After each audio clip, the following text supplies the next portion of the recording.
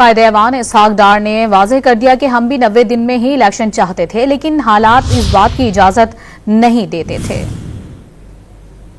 90 दिन में इलेक्शन होने चाहिए।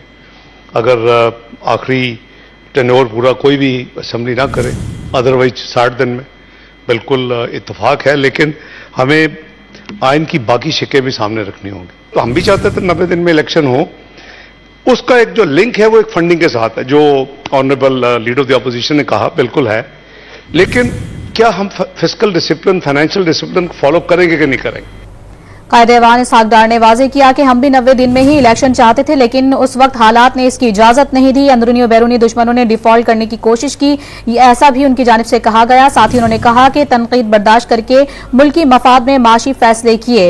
इसहाक डार ने कहा कि हम भी 90 दिन में ही इलेक्शन चाहते थे, लेकिन उस वक्त जो हालात थे मुल्की, उन हालात की वजह से इलेक्शन नहीं करवाए जा सके।